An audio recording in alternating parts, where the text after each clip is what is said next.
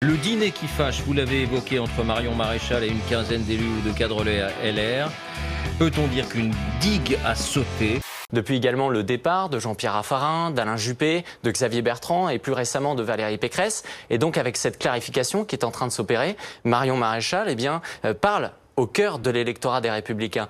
Beaucoup plus facile d'aller se jeter dans les bras de quelqu'un qui arrive et qui prétend incarner quelque chose de nouveau que de soi-même vouloir reconstruire la maison des Républicains.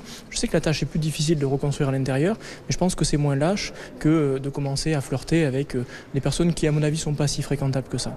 Je rappelle également que le rendez-vous des idées, organisé par Guillaume Larrivé chaque mois, a invité durant ces élections Éric Zemmour. Laurent Wauquiez lui-même lui avait dit qu'il avait sa place ici au sein du parti. Et c'est dans cet esprit d'ouverture que ces élus des Républicains ont rencontré Marion Maréchal. Si vous aviez été invité, vous y auriez été à ce dîner, Bien sûr que non. J'ai toujours dit qu'il devait y avoir une cloison étanche entre nous et le Rassemblement national. Et un dîner, qu'on le veuille ou non, c'est une brèche. Et je considère qu'ils se sont mis d'eux-mêmes en dehors des valeurs de notre formation politique.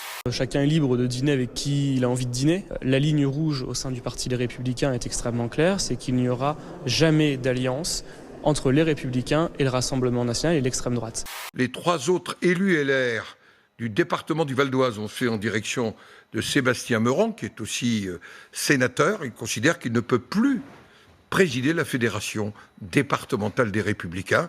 Cette intervention qui était brillante de Marion Maréchal sur LCI, qui a montré pendant 1 heure qu'il n'y avait finalement plus de différence entre elle appelle à l'union des droites. Et la troisième raison? La troisième, c'est la démission de Laurent Wauquiez.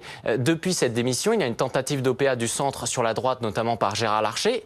On ne peut pas avoir à la maison des citoyens, une jeunesse qui nous dit vous devez faire plus, ce qui est vrai. On ne peut pas avoir des scientifiques totalement indépendants qui nous disent vous ne faites pas assez, ce qui est vrai.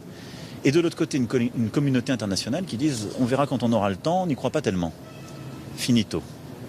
Moi, je veux maintenant qu'on s'engage, mais mettre la pression sur tout le monde. La canicule peut entraîner des effets sanitaires indirects. Ainsi, 4 décès par noyade ont déjà été enregistrés depuis le début de la semaine. Mais ça suffit, Audrey Pulvar, de dire n'importe quoi. Ça montre bien que ce système ne fonctionne plus. Mais ce n'est pas le système dans lequel un attendez, si vous êtes seul à parler, ça ne marche pas. Alors si c'était, si elle est dans ce système fonctionnait, si on baissait le ton, voilà. Nous en recensons 225 écoles sur l'ensemble du territoire qui ont fermé. C'est impossible de le dire pour demain puisque nous raisonnons vraiment au cas par cas. Mais vous voyez, c'est un pourcentage relativement faible des écoles de France qui ont fermé. Mais vous écoutez un tout petit peu, s'il vous plaît. c'est hallucinant. Vous n'avez pas demandé que la taxe carbone... Mais si, c'est ce que vous avez été demandé. Mais pardon, c'est pas vous. Le gouvernement a demandé que la taxe carbone sert à financer la transition énergétique. Comment non, monsieur, c'est l'inverse justement. C'est l'inverse.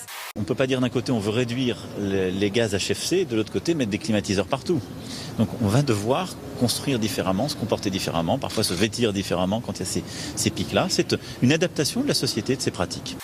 Préparer la ville à cette mutation impressionnante parce qu'on sait que dans les années qui viennent, une ville comme Paris connaîtra des températures jusqu'a 50 degrés. Non mais c'est hallucinant, moi je vous ai laissé parler, vous n'avez même pas la pudeur de laisser parler les gens. Vous n'avez aucune pudeur parce que vous êtes dans une espèce... Le gouvernement ne voulait pas attribuer les recettes de la taxe carbone à la transition écologique.